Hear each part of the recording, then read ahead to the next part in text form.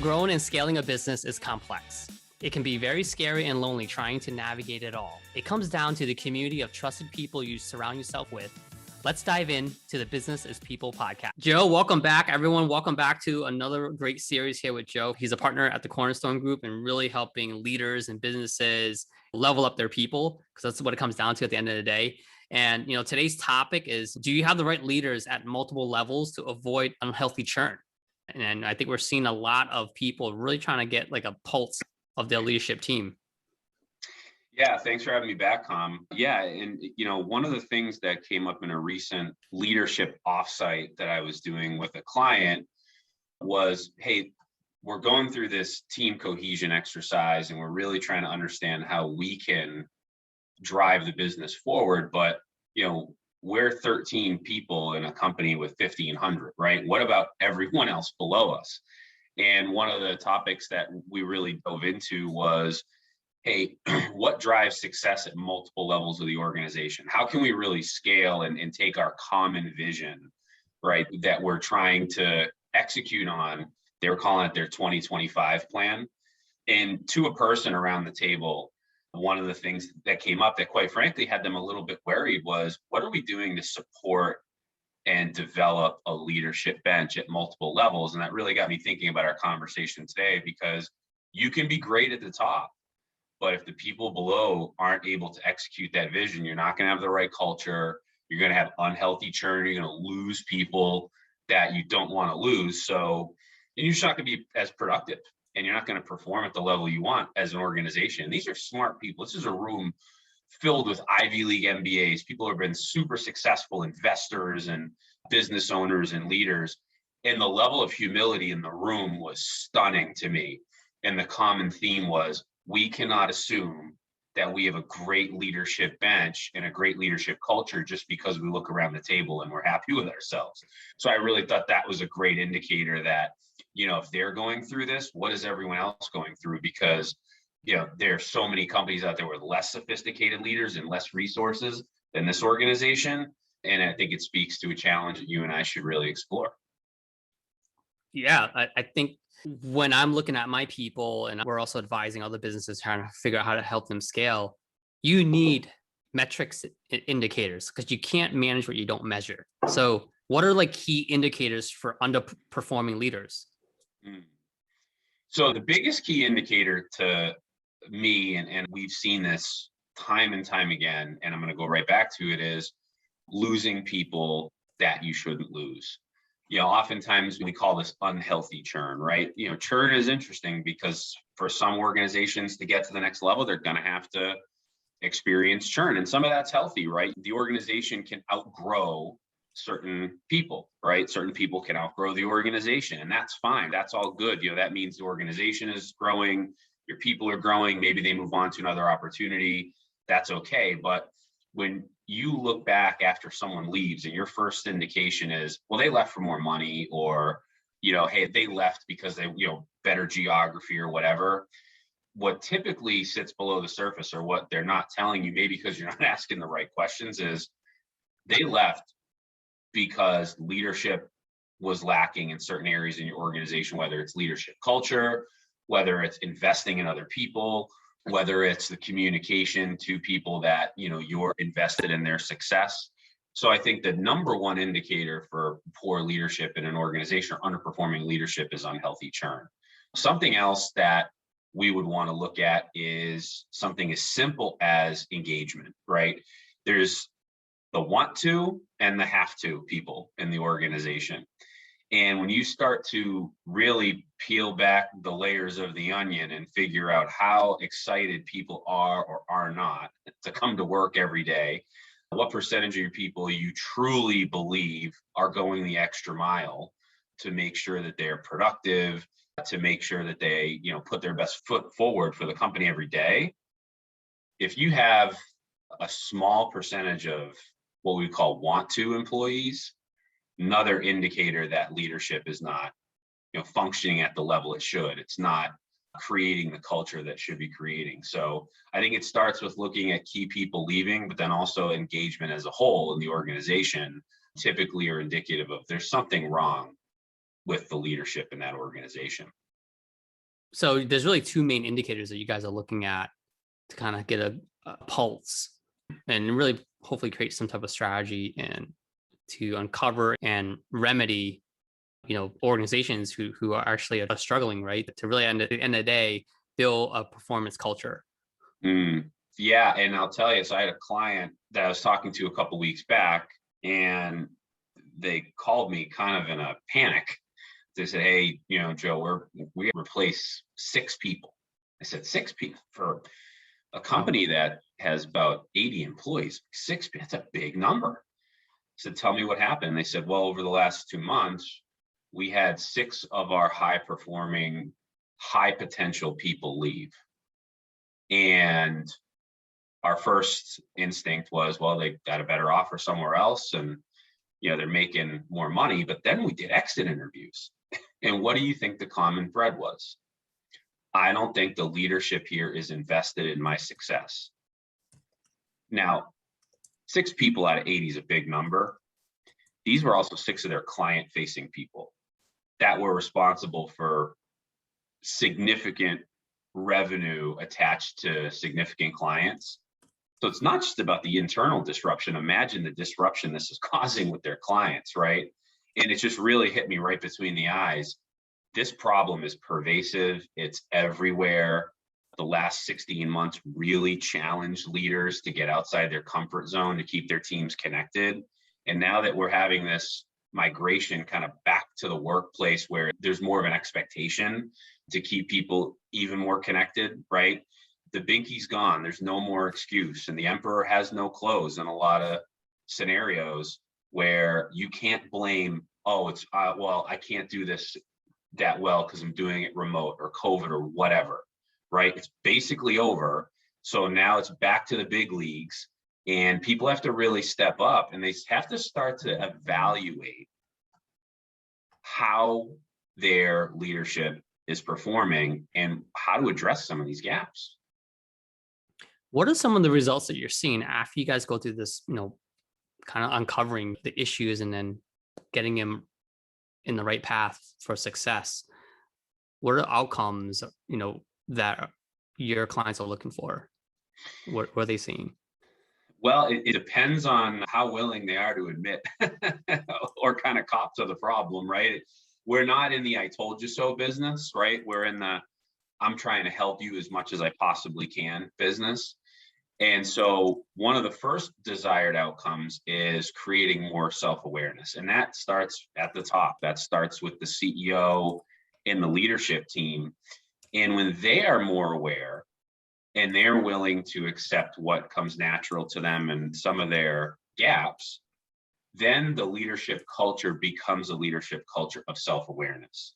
And that will trickle down throughout the organization. So number one is what we call building a leadership culture around enlightenment, right? I'm enlightened. I'm more self-aware. I'm more aware of the needs of others. And I'm really hyper aware of what I have to do to be great, right? And really contribute to the culture. So that's number one.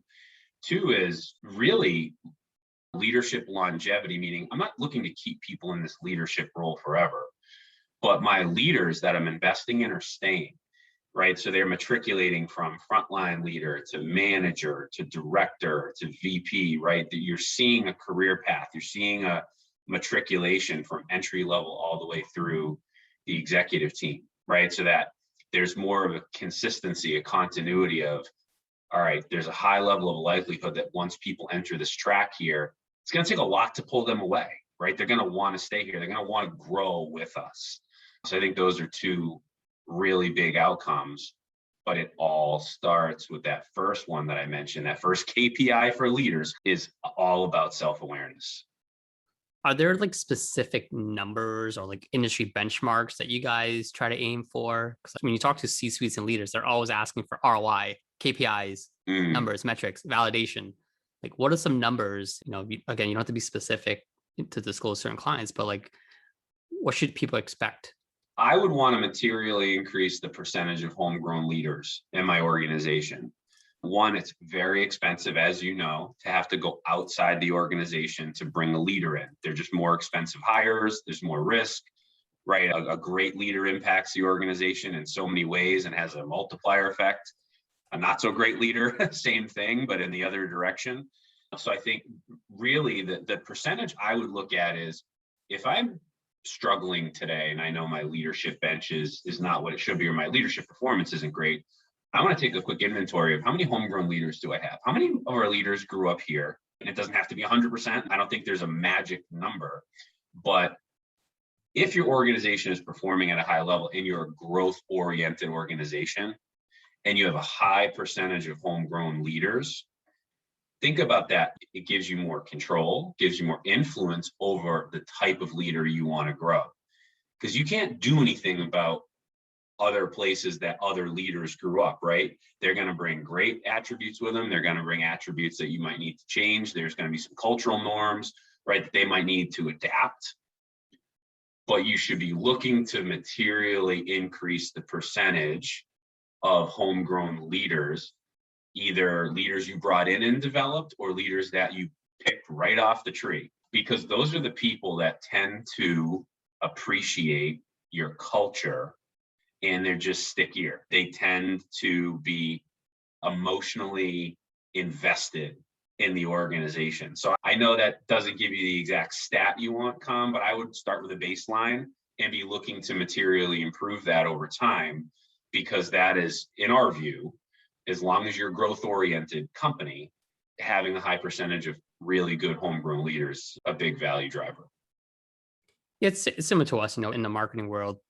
Clients will ask us like, what's ROI? What's, industry benchmark, and industry benchmark. Sometimes it's the data is not always clean. Like you have to compare yourself to yourself, because the industry might be convoluted because they have all these different numbers are taking an average, and you got to worry about yourself. To your point, progress and positive numbers. If your number is 5, you want to get to 7, then 8, then 10, then you're seeing positive, and if that's what success means for you, awesome. So same thing with your leadership team. I think if you decide, hey, I want to grow my managers and then executives at a clip rate of 2 a year, and let's kind of uncover who are going to be those people that we're going to nurture and develop into that, versus other people might have 10, right? So like you can't compare yourself, I think, to peers, because it's what makes sense for your business. From a messaging standpoint, because we work with HR departments to kind of like, you got to educate in a way to get buy-in, because sometimes this change management or this just change in culture or change in processes and systems or how we want to grow might not be what they used to, because again, the pandemic was shining a spotlight on the organization, and it's like, okay, we have to do things today so that we can survive tomorrow and down the road. So we're helping businesses position that internally. There's a certain way to do communication, which is really marketing messaging at the end of the day, so that there is collaboration, acceptance internally. Because once you build that culture internally, then you can now do messaging externally.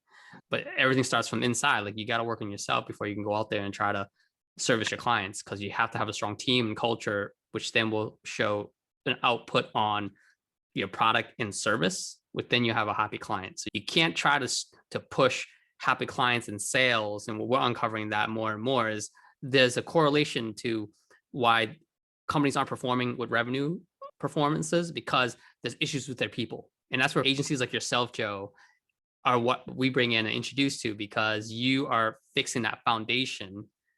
So then there's performance as an output. Yeah. Well, and like you said, the working on yourself piece first, that has to start at the leadership level. Another thing too, I just want to kind of put a caveat on that. It can also be unhealthy to have too many homegrown leaders if you are fundamentally changing, right? If your company has to kind of pivot or transform, it's also potentially really additive to bring in great leaders from the outside, because they're going to bring a perspective, or maybe they were at an organization before that went through the type of pivot you're trying to go through, and they've seen it and they can really help you get there, right? So you have to have a healthy balance. I think it's knowing where you're at on your growth curve, really understanding what the organizational goals are, what the future looks like, what success looks like. And then if that's your foundation, your values and your mission, then installing leaders or developing leaders that are going to help get you there at every level of the organization is what's going to accelerate and fuel your growth and help you to scale. Because if you're missing it at any level, you're leaving yourself open, right? You're now exposed to unhealthy churn. You're now exposed to performance drag. You're now exposed to competitors coming in and poaching your talent because they've solved for that leadership problem and you haven't. And, nothing is more attractive to especially younger employees starting their career than a place where leadership is all about them, right? I think, people are sometimes really critical. Well, these, Gen Z or whatever these kids are today coming out of school, I've lost track, right? But they're like, well, they're all so self-absorbed. I'm like, no, I would challenge that notion. I think that they're just hyper aware of what the possibilities are. They've got great access to kind of behind the curtain. You remember looking for a first job, right? You never get a peek behind the curtain unless you went in somewhere for an interview. In today's world, yeah, you can find so much information about a business, the leadership team on LinkedIn. I mean, there's just some other platforms that give you an idea of like the firmographics and how healthy do I want to work here? Can I visualize myself here? Versus when you and I were looking for jobs when we got out of school in the early, I graduated in 2003. Yeah. So you can't hide. And that's why I talk about branding so much, or I say demand gen. Like you want people to demand to work with you or want to come work for you or buy your product because of all of the omni channels that you're showcasing your brand and why you're the best or why people should connect with you. The most important sale you're ever going to make as a leadership team is to the talent that's going to either come work for you and or develop within your ranks. And I think that oftentimes that gets lost, right? People say, well, I want to go be a sales manager because I'm great at sales, or I want to go be a accounting manager because I love accounting. And it's like, okay, so who's your client now, right? And you ask these aspiring managers or leaders that, saying, who do you serve, right? Who's your number one priority? And the best leaders will always say, well, yeah, it's my team, right? If you're a sales leader, your new accounts that you need to develop are the people on your team. You got to treat them like they're your client. If you're a VP of marketing, you've got to forget about the clients that you're out there servicing. Your marketing team, they're the ones interfacing with those clients. You've got to treat them the way you want them to treat and work with your clients. That's what great leaders do. And so, yeah, I think right now, more than ever, right, taking a kind of heat check on how strong your leadership team is and your benches is absolutely critical to business success. This is all great content that you and I have talked about, and we've talked about this offline all the time, Joe. But some leaders who have to make this decision, right, to either work on their people and do development, they don't know what they don't know. Right. So how does someone look in the mirror or wake up one day and just say, I need this? What are they looking for? And I know you answered a little bit early in today's, interview, but just to kind of summarize, like, how does someone really know, like, I need this? You need to talk to and really listen, right? You need to ask questions and listen, right? And one of the best vehicles to do that is simply a culture survey, to ask your people, to poll your people, to get a pulse around how you're doing from a leadership standpoint, whether it's using something like Survey Gizmo or even, using a Mentimeter, right? Or something that's going to just measure their input. The first three words that come to your mind when you think of our leaders, right? Or, on a scale of 1 to 10, how well are they doing in these areas? And, make it anonymous. You got to encourage that. And you have to encourage your people to be honest. You need to reward, incentivize, appreciate that you're gonna hear some things that you don't like, right? That is the best thing that could possibly happen to a leader, is that they go into that exercise and say, I'm gonna encourage my people to be honest. And then if you get through that and you realize, wow, we've got some significant leadership gaps. You and I have talked about this before, but to me, to really address the root cause of those things, tools like 360 assessments, are so critical, because when you introduce a 360 assessment, you're saying, I'm committed.